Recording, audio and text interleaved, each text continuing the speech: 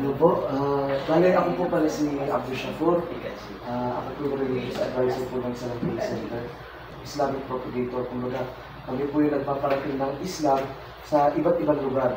Alhamdulillah. So sa Baguio po kami nakapag-aral sa Al-Ma'arif, kung saan doon sa Al-Ma'arif, pinag-aaralan po namin yung batas ng Islam. Kaalaman patungkol sa batas ng Islam. So, inshallah, alhamdulillah, wassalatu wassalamu ala rasulillah wa ala alihi wa sahbihi wa man wala. Assalamu ala man ittaba al-huda.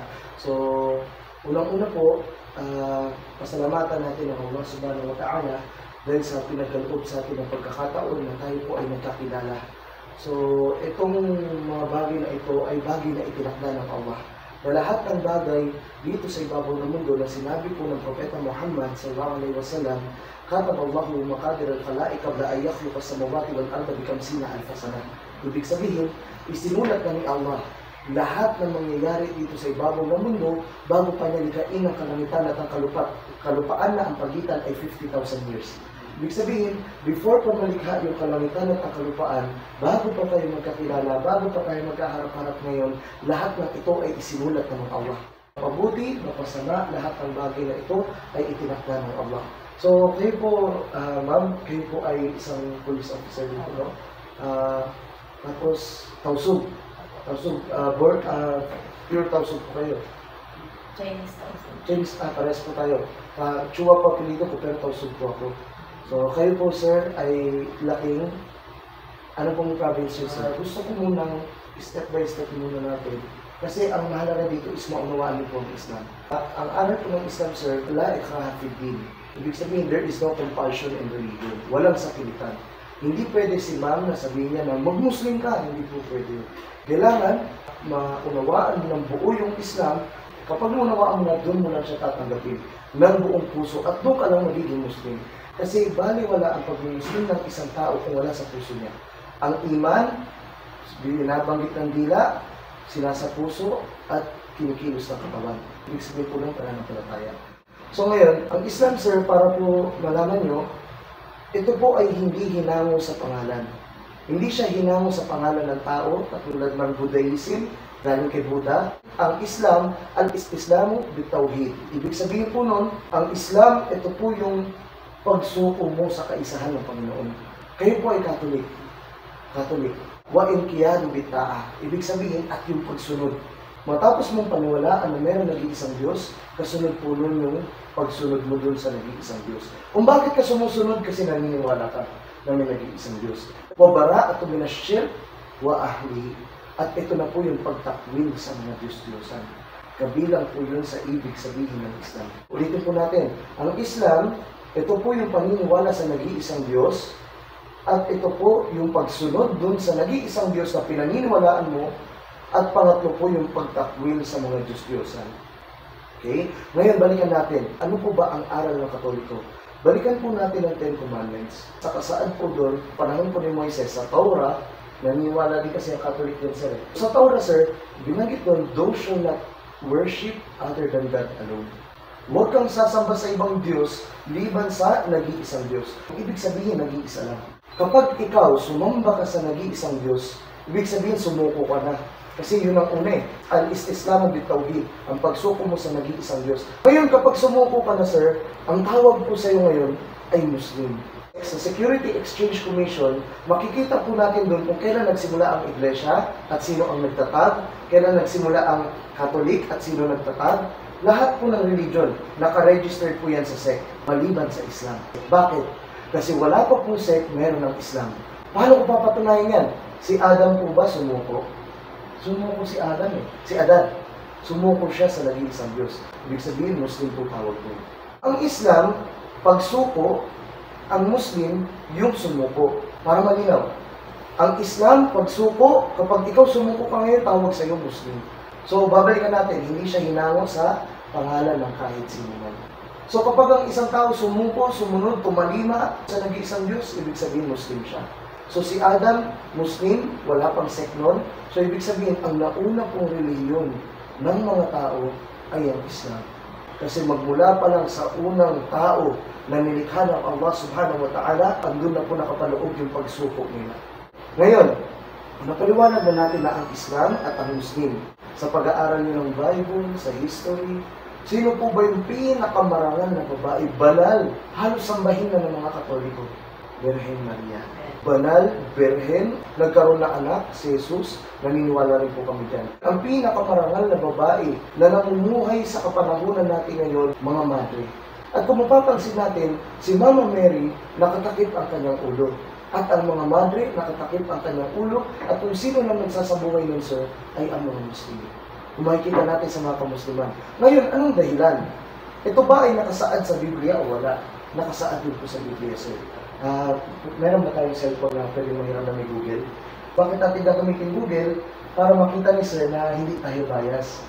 So, sir, ito po, maging sa Biblia, ito po ay ipinag-utos. Kung ayaw magbelo ang isang babae, magpaahit na siya ng buhok. Yamang kahiya-hiya sa babae ang magpaahit o magpagupit ng buhok, dapat siyang magbelo.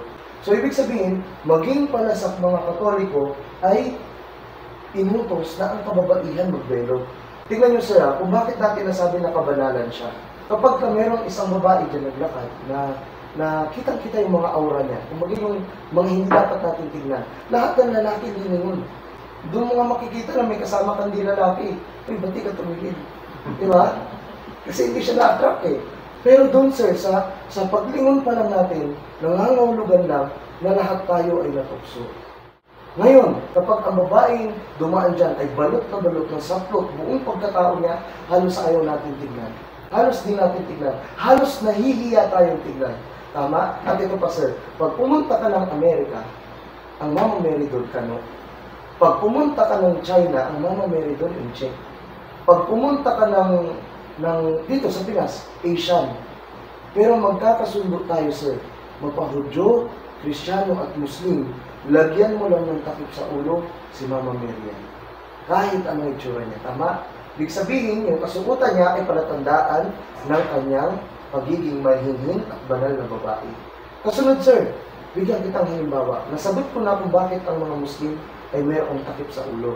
Para lamang naman, kasi baka nakikita natin ang mga Muslim na ito. Init-init na, nagtitinda pa sa overpass, tapos nakabalot pa. Ibig sabihin, sumuko sila sa Panginoon. Biblia at Quran, parehong tinuro ang pagtatakip. Ngayon, sir, sa mga lalaki, kung mapapansin mo, may balbas ako. Si sir, wala kasi sa duty. Hindi natin naiwasan eh. Duty talaga. Minsan, bawal, di ba? Kahit sa restaurant, minsan bawal. So, kung mapapansin natin, sir, ang mga Muslim may balbas. Tama? At hindi mo makikilala ang mga rebulto. Pag pumasok ka sa simbahan, Katoliko, lahat ng rebulto doon may balbas. Hindi mo makikilala si Jesus kung walang balbas. Ngayon, utos ba ito sa Biblia? Bakit po sir lagi ginagamit ang Biblia? Kasi bilang Katoliko, alam ko mauunawaan mo. Kasi bakit? Kahit ipaalam ko sa iyo yung Quran, hindi mo paniniwalaan kasi bakit? Wala pa yung tinatawag na pananampalataya. Pero matapos ng usapan natin na to sir, maniniwala ka na ang Quran ang nagpapatotoo. Ngayon, Google ulit tayo, okay lang? Ngayon sir, gusto ko lang mapakita sa iyo sir, na karamihan sa mga taong yumakap sa Islam ay dati pong magbabasa ng Biblia. Kakabasa ho nila ng Biblia na ipagtugma nila na ang Islam ang siyang nagsasabuhay ng Biblia.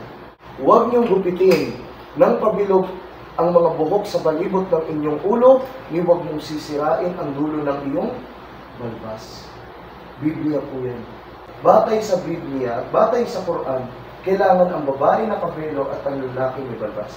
Ang utos naman sa Quran, sir, hayaan. Hindi sinabing kapag, paano naman yung mga walang balbas? Kailangan magpabalbas? Hindi naman. Kapag wala, hayaan mo. Kapag meron, hayaan mo. Yun po yung utos sa Islam. Ngayon, sir, ang Katoliko, nagpa-fasting din po kayo. Sa Catholic, nagpa-fasting ang Catholic kasi pwede ang gulay, pwede ang isda, bawal ang karne. Bawal ang karne. At may oras yun. Ano po ito yung Semana Santa yata yan eh. Sinabi ng Allah subhanahu wa ta'ala sa marangal na Quran. Ito Quran naman po sir. Quran naman yung papakilala ko sa iyo. Ang Quran, salita ni Allah. Ang salita ni Allah, mismo siya ang nagpahayag, dumaan kay Angel Jibril. Sino si Jibril? Si Gabriel. Angel Gabriel, dumaan sa kanya at ipinarating sa propeta. Anong sabi ng Allah? Ya ayyuhalladhina amanu, kutiba alaykumus siyam, kama kutiba alal ladina min qablikum la'allakum tattaqun. Napakaganda ng sinabi niya. O kayong mga mananampalataya. Sino yun? Ayun, na mayroong pananampalataya. Kayong mga mananampalataya, pinag-utos ko sa inyo ang pag-aayuno, katulad ng pag-autos sa nauna sa inyo.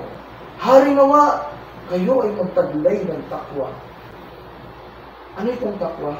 Itong takwa, sir, para malaman mo, ito po yung pagkatakot sa Panginoon. Kasi maaaring, oo, Catholic, nagpa-fasting. Pero tanong, alam mo ba kung bakit nagpa-fasting? Di ba hindi?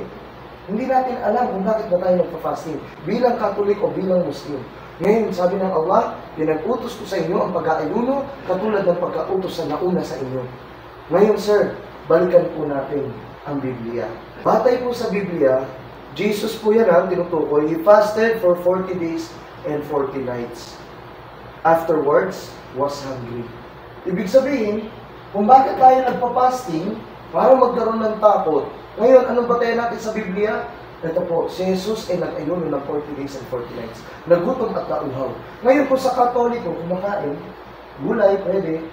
Sa Islam po, wala kahit ano. Katulad kung paano isinabuhay ni Jesus. Kaya hindi totoo yung sinasabi nila na ang mga Muslim, anti-Christ yan. Hindi po totoo yan. Hindi ka pwedeng maging Muslim kung hindi ka naniniwala kay Jesus. Hindi ka pwedeng maging Muslim kung itatakwil mo ang aral ni Jesus.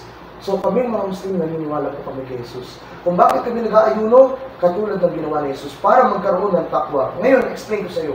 Kasi tatanungin ng iba nag-fasting ka lang, natakot ka na, paano naman nangyari yun? Ganito po yan. Halimbawa, mayroong tubig na napakalamig. Napakalamig ng tubig. Ngayon, fasting si Muslim. Tapos, napakatirik ng araw. Yung bubong mo pa yero lang. Talaga sa patay dahil yan. Tapos yung baso nagbumoys. Sabi nga ng iba, inumin mo na. May bubong naman, di kakita ng Panginoon. Pero sir, alam mo, hindi niya gagawin. Bakit? Kasi nangibabaw yung kanyang takwa. Ano yung takwa? Yung pagkatakot.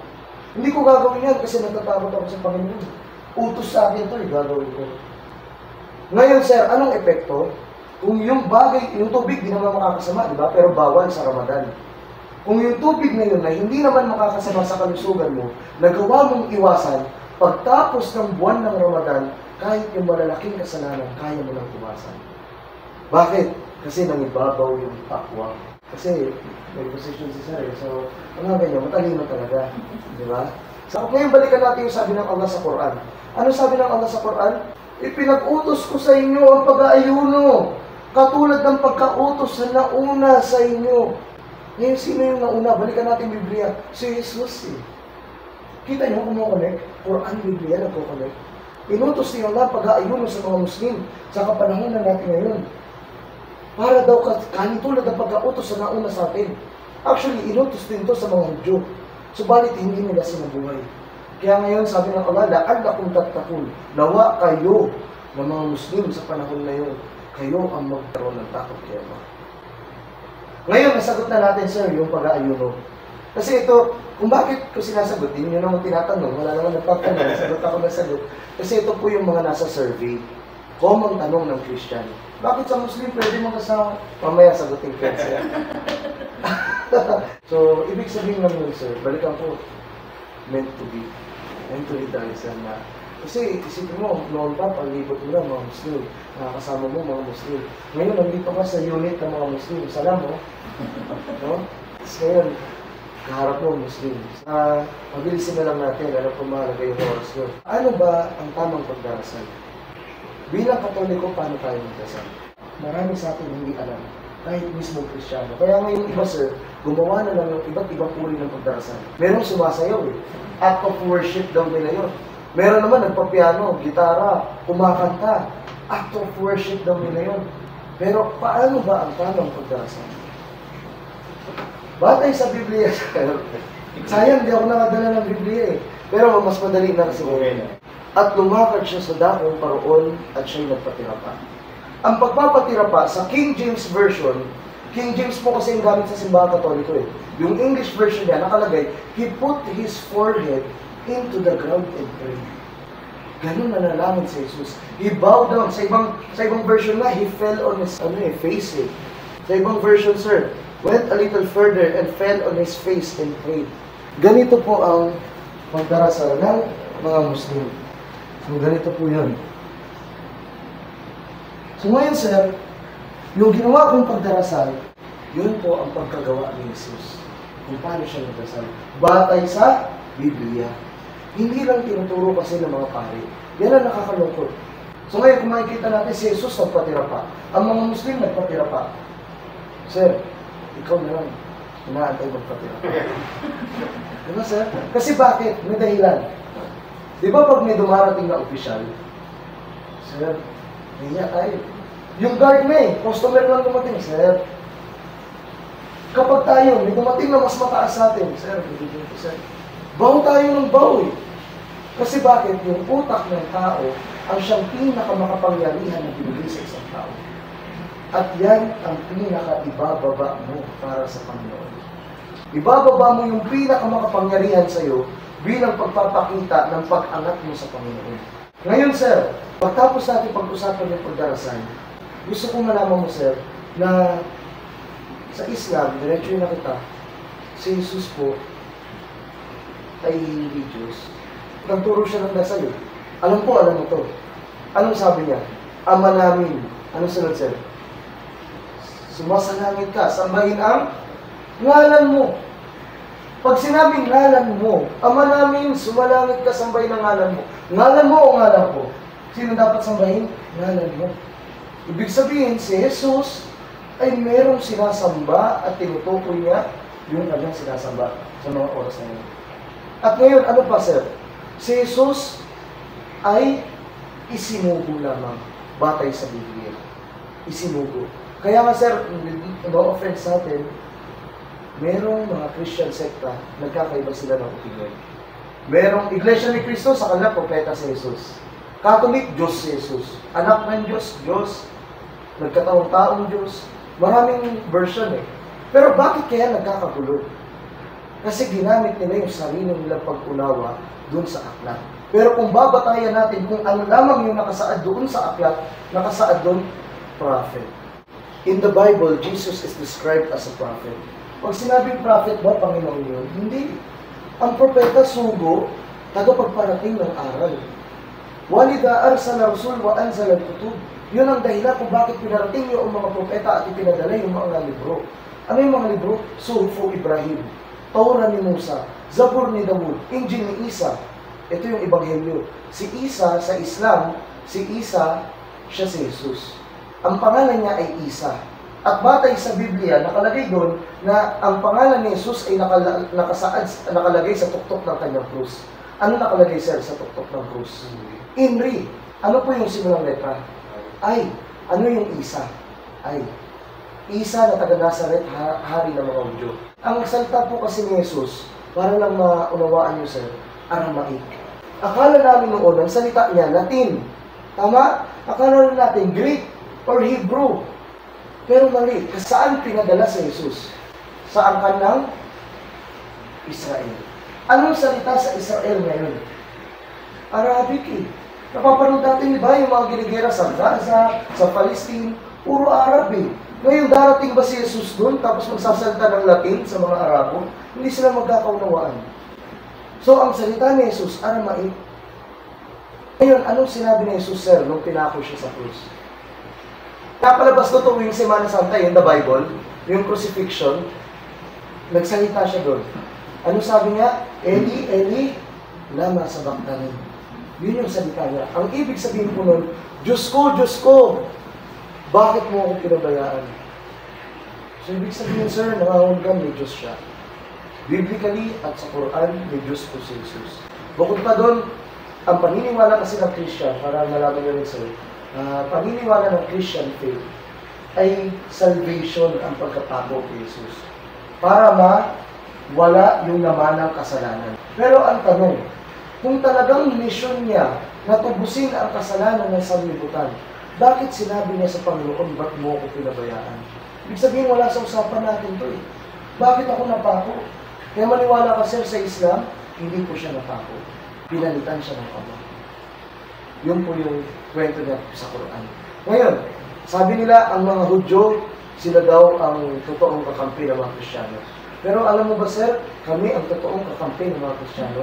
Ang Hudyo, paniniwala nila kay Jesus, bula ang propeta. Hindi sila naniniwala kay Jesus. Ang sabi nila, hindi yan ang totoong propeta, hindi yan ang Masaya.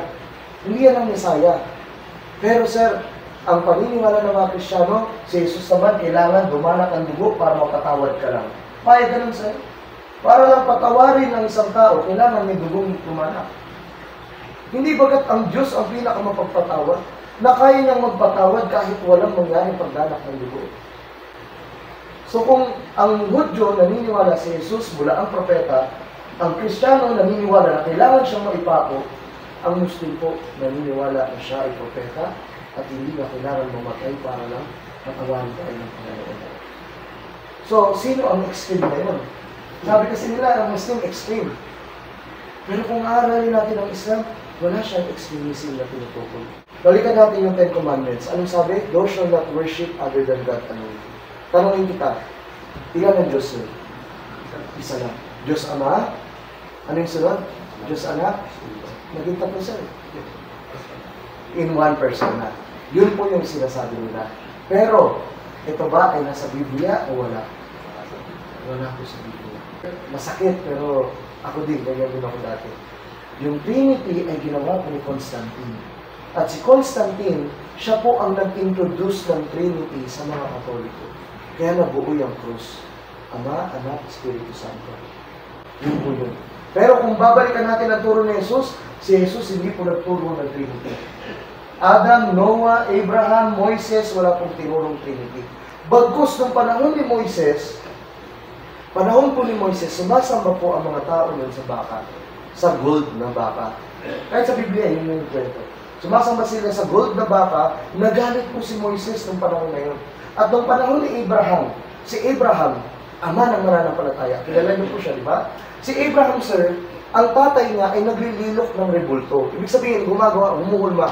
At nung panahon ni Abraham, habang naglililok ng rebulto yung tatay niya, siya ang ginawang taga-benta. Mababasa po natin yan sa history ng mga propeta. Ngayon, nung si Abraham nagbenta ng rebulto, nagulat siya na yung mga taong bumibili ng gawa ng ama niya ay sinasamba nila. Doon po siya nagulat. Bilang isang musmus na bata na walang kaalaman, ginagawa ito ng papa ko. Sinasamba ng mga tao. Ibig sabihin, yung ginagawa ng papa ko ay Diyos nila. O ginagawa ng papa ko yung Diyos nila. Ang ginawa ni Abraham, based sa history po, ang ginawa ni Abraham, winasak niya ang mga rebulto. At yung espada, nilagay niya po yun sa pinakamalaking rebulto.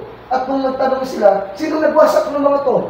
Anong sabi ni Abraham? Tanungin niyo yung pinakamalaki. Siya yung may hawak ng ano eh. Baka siya yung gumawa. Alam mo sagot sa kanya?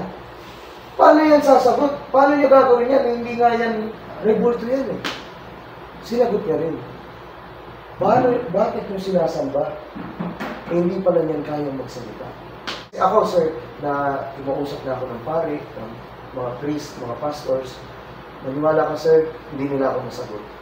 Tinanong ko sila lahat yan, patungkol dyan. Ang sabi nila, ang rebulto daw, kaya hindi daw yan pagsamba. Yan ay instrumento lang. Kumbaga, hindi naman yan ang sinasamba namin, imahe lang yan nung sinasamba namin. Batay sa Biblia po, unseen ang Panginoon. Walang nakakita. Bakit yung hulma, alam mo yung kilay niya, yung hinatya ng bibig niya, alam mo. Unseen ang Panginoon batay sa Biblia. Ito pinakamasakit, sir. Ito po, batay sa Biblia, ako dalangin ko sa Allah, gabayan ko ng Allah. Kasi ito pong sinasabi ko sa inyo, maniwala kayo, hindi po ito ang gabay. Pinarating ko lang sa inyo, pero ang gabay nagmumula kay Allah. Kapag hindi ginabayan ni Allah ang isang tao, hindi siya nagagabayan. Pero bakit hindi gagabayan ng Allah ang isang tao kapag hindi niya ginustong nagabayan? So batay sa Biblia, ang rebulto ay walang kwenta ang gumawa ng mga rebulto. Isa pa, Exodus, sir. Huwag mong yuyukuran sila o paglingkuran man sila sapagkat akong Panginoon mong Diyos na mapanibughuin. Pag sinabing mapanibughuin, sa magaling magwikang Tagalog, sa mangusap ng Tagalog, ibig sabihin po nun seloso. Sa Islam, seloso si Allah. Mas seloso si Allah, kaya ayaw niya ng katambal. Ito pa, sir. Utos sa Biblia, huwag kang gagawa ng imahe ng anumang nilalang na nasa langit, nasa lupa, o nasa tubig, upang sambahin. Huwag mo silang yuyukuran, ni sasambahin sapagkat ako Ito, Yahweh ang binanggit dito. Kasi nung araw, yung Aramaic, kailangan ng vowels. Kailangan ng vowels. Katulad ng Arabic, yung, halimbawa, isang buhay na ganyan. Alif ang tawag dyan. Magiging ayan kapag may vowel sa taas. Pag sa baba, I. Pag ganun, U. So, kailangan ng vowels. Ang panahon ni Jesus, yung Aramaic, yun po yung Semitic language na nawalan na ng buhay. Ibig sabihin, namatay na yung lingwahe. Maraming lingwahe ngayon na namatay na hindi malaman yung original na teksto, kaya hindi nila mabasa. Pero ang Islam, sinabi ng Allah subhanahu wa ta'ala sa marangal na Quran, "Inna nazzalna dhikra wa inna lahu lahafidun." Tunay na kami ang nagpababa ng paalala. Ito ang Quran. At kami ang siyang mangangalaga.